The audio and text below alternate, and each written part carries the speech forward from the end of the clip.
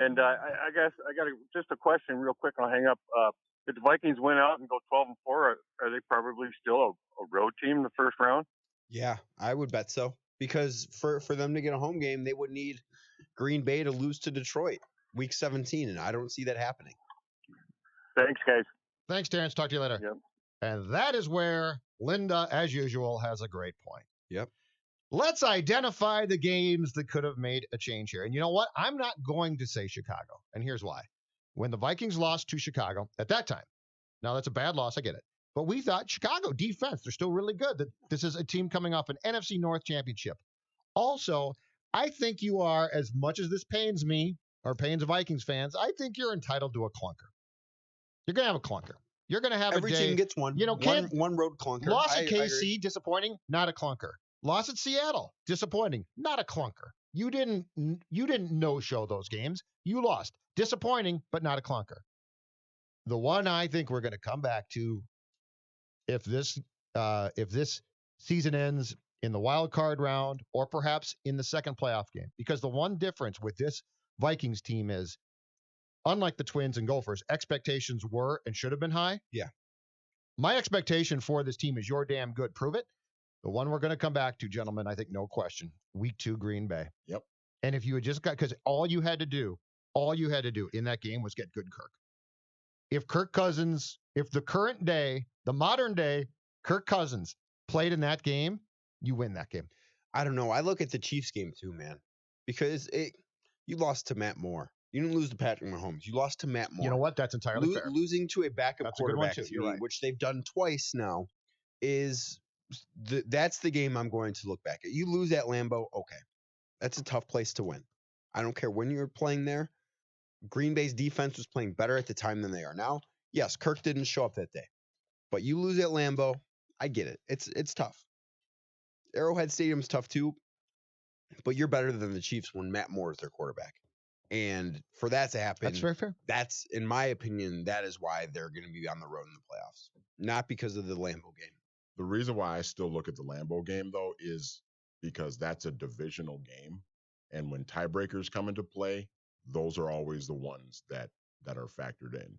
The Kansas City loss they should have had that one too. And the tough thing with that is you had the ball twice late in the fourth quarter with a chance to go down and at least at bare minimum kick a field goal and possibly win that game. And you didn't do it. Like, you didn't even pick up a first down either time. Like, and that was unacceptable. But I still look at that Lambeau loss as, because it's an NFC game and it's an interdivisional game, like that really kills you. And that's part of the reason why, if these two teams finished tied, the Packers would still have the tiebreaker, because they won that game earlier. I think what impacts me about the week 2 loss in Green Bay is this, and it's probably partially because I was there. You go down 21-0, right? 21-0, and you think to yourself, this is going to be 44-7 or something ridiculous. It was going to be just a blowout. It looked like it.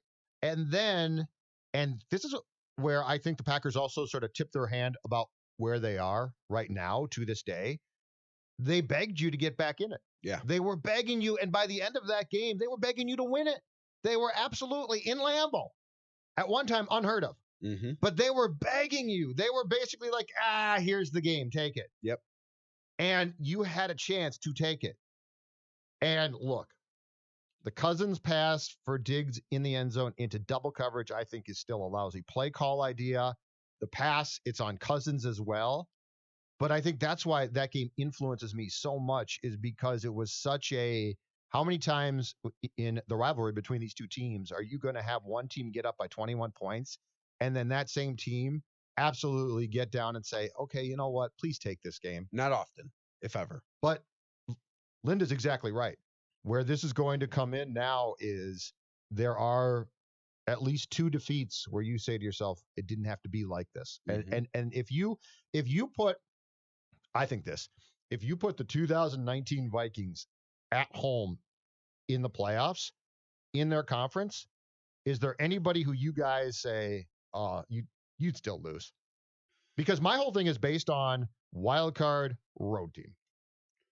Seattle and New Orleans, I think I would still say that I would still probably pick those 2 teams to beat the Vikings. Here? Yes. Really? Yeah. New Orleans, no way for me. I trust Russell Wilson more than anyone else. Russell Wilson, And I could I find that think- being a toss-up. I think that the Saints are really damn good. I think both those teams right now are better teams than the Vikings. I would say Seattle would scare me still here because Wilson's one guy that you can put him at home, on the road, in the loudest dome indoor stadium possible, and he doesn't care. But I would say that there'd be no NFC opponent in 2019 for the playoffs that could come here where I would pick them. I wouldn't be surprised if the Vikings lost to Seattle here, but I don't think there's any team going in where I would say, Seahawks favorites. I would pick Seattle, Mhm. and I might pick New Orleans. I couldn't pick the Saints for sure. Seattle, I could talk to you about for sure. Manny? I would pick the Vikings to beat the Saints if it's at US Bank Stadium, because I don't know if the Saints.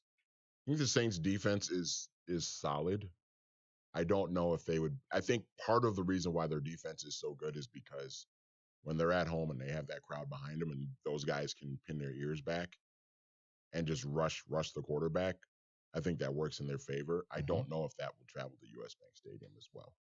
And just the environment here too. It's so huge. Mm-hmm. I mean, that place is deafening. And I'm not trying to say that I believe that Drew Brees would shrink here, but I just think the entire tone of that game and this conference with teams probably like Seattle, the Saints, the Vikings, Niners is so close to me Sure. that's why I think traveling is such a detriment, not to trying to win one game, because if you play the right team first round, I do think that you can win that game, and it's not going to shock me if you do. But again, it goes back to 3 games, and it goes back to, okay, can you get through the wild card round? Whew, got through that one. Now the next round, even tougher. Now the conference championship game on the road. And that's where it becomes incredibly tough. But that's where it also becomes where I think that you can look back to the Vikings losses and say there's at least 1 or 2 here that didn't have to happen. Yeah. And I'm going to You can definitely say that. And I'm going to give them the Bears loss. I'm just going to say that was a lousy day. They were terrible. They were terrible. Every team has a clunker.